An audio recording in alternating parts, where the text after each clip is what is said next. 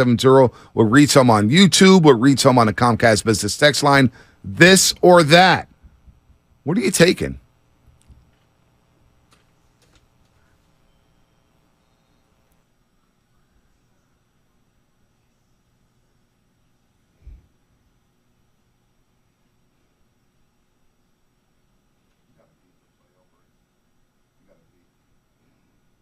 There we go. We'll keep that beat rolling here for this or that. 888-957-9570. Running back or starting pitcher? More devalued and not fair. Because I honestly believe that the 49ers season changed the second they got CMC. Let's go to Spadotti. What do you got here? What do you got? I'm going to go more devalued the running back because I believe starting pitching is really hard to find in baseball. I feel like if you find a legit ace, he's going to get paid. And I know the arbitration and all that sort of stuff is kind of weird. Like Corbin Burns, he's going to get traded and then he's going to get paid probably from a team, right? You would think. So I look at it like that, and I look at every team in the NFL. I think they have one guy at least on the roster. If I go up and down, Jaguars, Bills, whatever, they have at least one running back I believe could be legit. Like, that's how highly I think about that position. Now, is it devalued? Yes. Do those guys get paid more? No, they do not compared to starting pitchers. But I believe in the starting pitcher more than I believe in. I think I'm all over the place with this. The devalued part. I think I'm getting into, I believe the starting pitcher more than the running back. I think I'm getting into a different conversation than what you guys are getting into. But the devaluation of the running back, yes, it's greater than the starting pitcher. So what's more important to winning a championship? Maybe that's a better way of putting it. Because people tell me both don't matter and you don't want to pay anyone and you can't pay anybody. Well, you get to the playoffs, you need starting pitching. Starting pitching. So starting pitching we all agree is more starting valuable pitching. maybe in the playoffs. But again, I think about Deebo Samuel in 2021 for the 49ers playing running back, and without Deebo Samuel carrying the ball, you don't make the NFC Championship game. Not even close. Not even close. So he was more important for that team. I mean, think about even like Tom Brady, as great as he was, how many throws did he have to a running back in space? James White, like, who's not elite, not even close to it. They don't win jack without him. They don't. Kevin Falk. I know it's not sexy. Corey Dillon was sick, though. Was yeah, so love sick. Man. What you got, Love? I think it's the running backs definitely lost the most value because, I mean, the shelf life for running backs is so short. I mean, Dalvin Cook's 27 and the Minnesota Vikings are moving off of him. That's just, I mean, he was elite as recently as last year. That's just how quick these guys could drop off. And also, I feel like finding another running back is a lot easier these days. I mean, you could probably just as likely to find a great running back in the 6th or 7th round nowadays as you are in the 1st round. A lot more economical to do it that way. We've seen Kyle Shanahan find success with running backs late in the draft. Running backs are just easily replaceable these days. The shelf life is short. Are they easy to replace? Are they, though?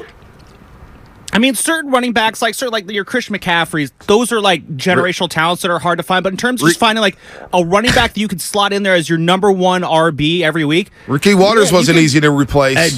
Dude. I think because it's shifted from a running back driven lead to a quarterback within the last 20 years or so, I think you see more and more teams just putting all of that value on the quarterback and being like, you know what? If I got Mahomes, it doesn't matter. I'll go find Pacheco in the 7th round. If I got Josh Allen, well, yeah, we'll go find someone. If I have Justin Herbert, Joe Burrow, any of these guys, and I get it, all those guys, like Joe Mixon, they're great. But at the end of the day, it's a quarterback-driven league still. So that's why I think you look at the running back. It's just not. I respect that. It's not what it used to be, right? Walter Payton, Barry Sanders, those days are over, right? Adrian Peterson feels like the last of a dying breed. So, like, let's say, like, I would have replaced right now. I'm just trying to think of, like, hypothetically. I replaced CMC last year with, let's just say, a pick who's an average running back. Can we all agree on who would an average running back be? James Robinson. Oh, I like that. Okay, James Robinson. David Montgomery. Yeah, they're not even close to the same. Right. Would we agree? No. Niners aren't even close to the same. No. Can we all agree there? Yes. Not even close. Not even close. All right, let's go with this question, and I will go around the room here, and if anybody wants to chime in, 888-957-9570. I think it's running backs. And as much as I love starting pitching, like random guys like Chris Stratton can throw a no-hitter. Yeah, and it is random. But I have another question for you guys. What's more important for the San Francisco Giants in 2023? Winning or developing? Yeah. Winning or developing? This or that? 888-957-9570. What is more important for the 2023 Giants? Winning or developing? I'll start with Sam Lutman. Sam Lutman, what you got? I go development here because I look at the Giants roster right now and I don't see a World Series contender. I see a team that's fun. I see a team that can win maybe 83, 84 games, maybe a little bit more than that. But I just don't see a team that's a move or two away from competing for a World Series. So you're not going to go out of the deadline and make a big move to try and get to the World Series because I just don't. If you're doing that this year, it's just not. I don't think you're going to get there. So if that's not really possible, then I think the next thing you got to do is you got to focus on the future. You have a great core right now with the Giants that's starting to come up, that's starting to matriculate its way into the big leagues. Let's focus on this core. Let's let them work through their struggles. Let's let them get better. Let's let them get that scar tissue, build it up, and then we can hit the ground running in 2024. Who knows what that does in free agency? Well, why can't they do both? I mean, obviously, you want to have your cake and eat it too. No, this is or that, Shasky. You got to pick one. This or that. You got to pick one. No, Come yeah. on. Obviously, yeah. That's you a good want point. to do both. This or that. If the Giants are like sticking with Casey Schmidt, sticking with Luis Matos, sticking with Andrew, with Patrick Bailey, and they accidentally stumble into like a 90-win season in the playoffs, yeah, I mean, I'm not going to shake a stick at that. But I'm saying like, when these guys start struggling, Casey Schmidt struggling, Patrick Bailey struggling, and you're thinking, oh, do we let them work through this, or do we, let's take them out and get someone else in there because we're trying to win? I would let them work through it. Let Casey Schmidt struggle. Let Patrick Bailey struggle. Let them learn how to work through those struggles and get better as baseball players because I think that will help the Giants a lot more going into 2024. Great take, Lutman. I'm kind of with Lutman here, developing. And I can't believe I'm saying that because I'm a winner all. If you're not winning, I tune out. But you know what? With this team, I didn't expect them to be in contention for the playoffs. I like seeing the youngsters here. Let these guys play. If this is part of the Farhan plan, and he doesn't have the ability to lure in big-time star players, we saw that. We saw him fail. And he's got to sign these guys like Conforto and Haniger and Minaya and Stripling with all these player options. Well, what are you doing with the farm system? Where's your farm system at? Now we're starting to see the farm system develop and come through the system. And these guys are now breaking through with the big league club. 2023 is about developing these guys for the foreseeable future to make sure that you got some linchpins for the next 3 to 5 years. Developing over winning. I can't believe I'm saying that. Okay. But I'm going development Farhan over winning. said, no, you guys, come on. Farhan said just 2 weeks ago on Sirius XM, the goal of this season is make the playoffs. Wow. Come on. One playoff run in 5 years is unacceptable. For a $180 Three-time million payroll? World Series champion San Francisco Giants are okay with not making the playoffs? It's unacceptable. One time in 5 years, Farhan, get out of here. You better make the playoffs. Well, let me again, I'm going to play devil's advocate, and I'm going to agree with Spadoni here. Normally, I would be development all day, but I will play the role today. No. Be you. Don't be inauthentic. Did you enjoy Yaz's home run yesterday? Absolutely. Yeah, you know who he pinch hit for? Who's that? Yeah, Luis Matos. I know. All right? So, like, the feel-goods of winning do at times override the development. Not all the time, but they do. And so I do believe that if you pick and choose your spots with the youngsters, you can still win a lot of games and get into the playoffs. And part of the development process is learning to win and learning to win the right way, the way that this team's going right now. And so I don't know. I feel like they can do both. I know that's kind of like a hedge, but I want to see them win as well because I do believe you can get into the playoffs while you're developing. 415, development all day. They failed after winning 100-plus games in the first round. 7-7, developing, focus on the future. We're not a contender right now. Maybe sneak into the wild card and get some experience in October. I'm kind of there. Developing is important all day from the 415. So I'm kind of with them there with the development. I can't believe I'm saying that. I can't believe. Let's go to Jacob in Sacramento. Hey, Jacob. This or that. Jacob, what's happening? How's it going, guys? Good.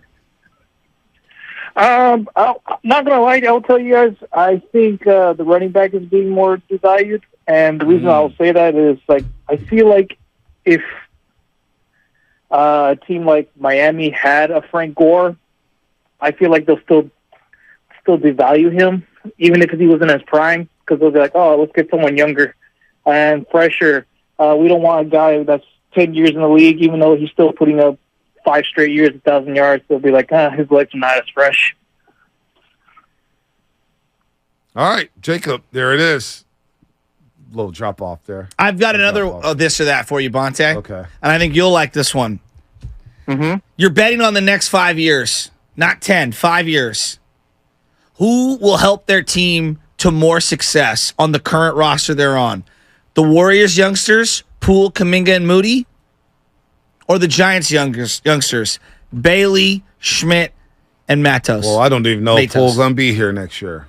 I don't know if Kuminga's going to be here. Everybody wants to trade the youngsters. I don't know if they're going to be here 5 years. They were all just a part of a championship team. Yeah, well, they didn't play much. Kuminga and Moody didn't play much. Poole had a big hand in that.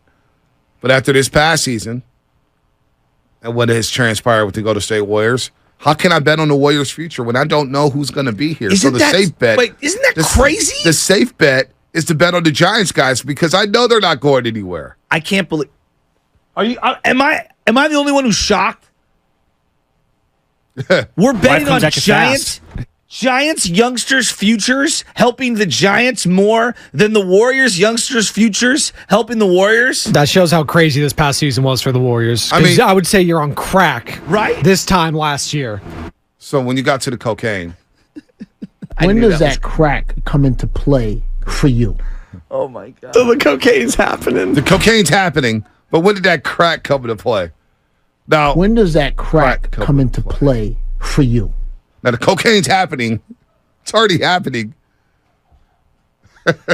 I mean, I can't believe you're picking the Giants youngsters. I don't know who's going to be on the Warriors next season. I don't know. That's what the primary. If I told you all the Warriors players were staying with the Warriors, I would bet on Kuminga, Poole, and Moody. you would. I would. To help their team, To help their team. succeed more than the Giants ones, because I feel like the Giants ones are guaranteed to be prominent Well, roles. Bailey's going to be a starter. Yeah, you know what? Schmidt's Bailey going to be a starter. and Matos is going to be. Is going to be a starter. It feels like he may be a star. I have no idea if Kuminga, Poole, even or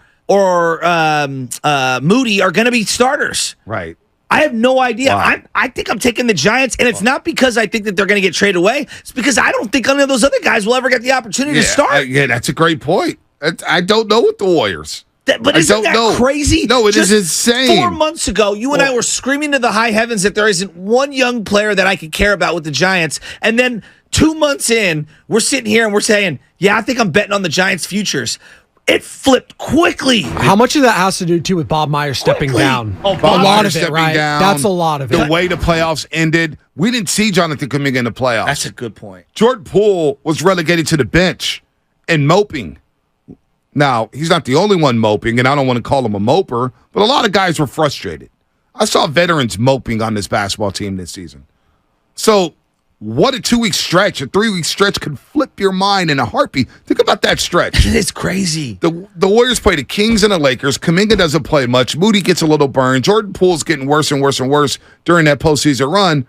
Meanwhile, Casey Schmidt he's getting called up and he's raking right away. Yeah. Patrick Bailey gets called up and he's raking and controlling the pitching staff. And the pitching staff is saying, we want Patrick Bailey to catch us.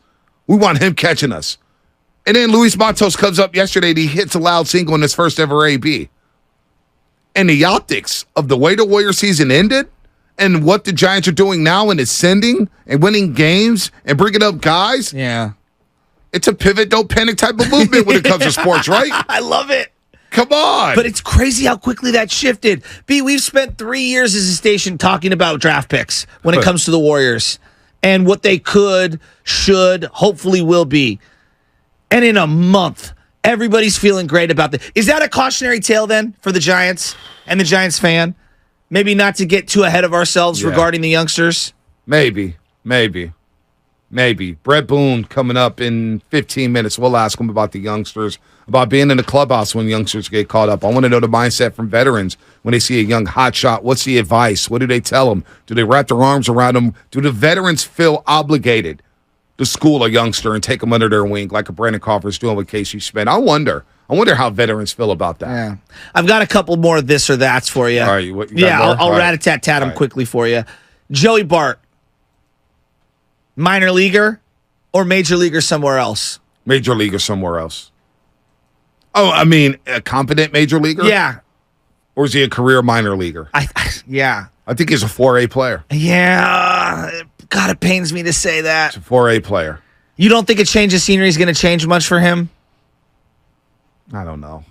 I don't think Because so. I've seen Christian Arroyo get bounced around, and now he's found a home with the Sox. He's still like below average player, but it just feels like to me Joey Bart's going the Christian Arroyo route. Yeah, I don't have much faith in him. Who I you think he's moved to. I think we've seen his last Giants AB. You think so? Feels that way, doesn't it? Wouldn't you rather give the bat to Sable or Patrick Bailey? I can't believe, Patrick Bailey was like, where's he at? He's struggling. Dude, I've seen enough of Joey I've Bart. seen more from Bailey than I've seen from Bart. And here's the thing. Unlike, say, a Jonathan Kuminga, unlike Trey Lance, Joey Bart had an opportunity to run away with the catcher spot. They basically gave it to him. Wow. He had a chance to run away with the spot. He had a chance to make sure Patrick Bailey would never get called up. Wow. He failed in his opportunity with the big league club. He failed. All right. Who helped their team win championships more? Brandon Crawford? He has 2. Or Draymond Green? Oh, Draymond Green. Not even close. Your starting shortstop? Draymond Green. You don't win championships without Draymond Green. Do you win the 2 with Kevin Durant without him? I mean, it's easy to say that. I'm just asking. You need Draymond Green. Draymond Green was essential in that I'm role. just asking. Draymond Green. Is that Draymond. an unfair question? No, it's not. You could make an argument for Crawford. He's had some big at-bats. He's made some big-time plays. I mean, he was the best shortstop in the game for a couple years. I got to go Draymond, though. Okay. I got to go Draymond here. But as down as I am about Draymond Green right now, I have to go Draymond. I can't disrespect him like that. I got one for you guys. Give it to More me. likely to have a big trade this summer, the Warriors or the Giants? Wow. I'm going to go Warriors. I think the Giants are going to do some window dressing and try to, make a move for the now, but something that they can control moving forward. I don't think they'll get Corbin Burns. I would love Shane Bieber, but I don't think that they're going to be able to give up Are enough Are you to a get him. believer, dude? Come on. But doesn't it feel like? I mean, it really feels like I the want to Warriors say are going to make both. it. I want to Really? say both. Not allowed in this segment. I'll go Warriors. I think the Warriors make a splash this offseason. I do. It's a big-time splash. I'm going with the Warriors. Lubman, what What's you your got? name on the list? There's about 40 up there. Did we add Bradley Beal to the paper? Bradley Beal wants out of Washington. I think Steiny and Goo added it to the list during their show. Did they? Nice. Eventually, half the NBA is going to be on that list. I mean, Bradley Beal. Are we still going to Bradley Beal, really? I don't want Bradley Beal. Do you want Bradley Beal? I mean, isn't he just like a more efficient, little bit bigger Jordan Poole? yeah, I mean, in a way. for a lot more money. I mean, I know they're different, but I'm talking about like size and position. And Yeah. I'm good off Beal. Giants for life. Shasky, they win those titles without Draymond Green. I don't know. I don't think so. No. They're not winning without Draymond Green. But to answer, sorry to cut you out. To answer the question, I think the Warriors are probably more likely to make a trade this summer because I think just kind of like what Shasky said, I think the Giants going to do a little bit of window dressing. I don't think there's a major pressing need for them to swing a huge deal right now because again, if you're trying to preserve the farm system, and it sounds like the Warriors. I mean, what do you define as a big trade? Like if they trade Jonathan Kuminga to move up in the draft, I don't know if you would count that as like the big splash trade, but that would probably be a bigger trade than anything the Giants would do this summer, hypothetically speaking. What about this one from a Give it to 925? This or that? Give it to me. Comcast Business Text Line. More likely to stay with San Francisco with the 49ers. Brock Purdy or Trey Lance? Long term. Long term, what does that mean? 5 years? 5 years. We'll cap it at 5 years because he doesn't get more likely to stay with the Niners. 5 years. I think because of the money that's owed to Trey Lance moving forward, if you pick up his option, you could always renegotiate, obviously. I'm going to say Purdy. I think you can get him for cheaper. I could see him sticking around. if Purdy balls out this year, He's getting big boy money. yeah, I'm a little uncomfortable with that. I'm going to go Trey Lance. I'm going Trey. And what are you basing that on? I'm pulling a Mark Willard. What football reasons do you have to base While that giving on? 8 football reasons. It's a 4 for the mark. What do you mean you're riding with Trey? Give me a football reason. Arm strength, mobility, pocket awareness. Give me a football reason, not a non-football reason. Now, I'm not saying I'm out on Trey. The team's telling you that, not me. Don't put They words in my signed mouth. Sam Darnold. They're telling you how they feel about Trey. They signed Sam Darnold. Love you, Mark. What about Trey or Kuminga, who sticks around the Bay Area? Oh, wow. I think That's on the spot producing right there. Forget the amount of years. I think Trey About will be on the time. roster December. I'm not sure if Kuminga will be on the roster December. Wow. I mean, he's going to have to get an extension at Well- some point. You have to pay him. Like you haven't even seen him. Trey may be gone by the end of August. No, I don't believe Some that. of these rumors that I are don't swirling. believe that. I don't believe that. Trey and Kuminga. Keep all the quarterbacks. This or that. You got to do a this or that for that one. Trey or Kuminga. Oh, my gosh. Well, the Warriors may re-sign Draymond Green. I'm going to go Trey Lance. I'm leaning Trey Lance too. Damn. But Trey may be gone by August. Kuminga just may be gone by July. All right, last one for you, Bonte. What was harder, golfing or spin class? Oh, golfing. I've done spin classes before. Did one in Tempe, Arizona when I was single. Big Dog was living out there. Just one? It was back in 2016. Summer of 2016. That's what got me hooked on the spin class. Tell you, what a spin class. Boy, that was one. There's nothing more in life that will humble you more than the game of golf. Maybe your wife, but that's about it. Golfing, rocking new era 84. Good morning. It's not a snitching sport.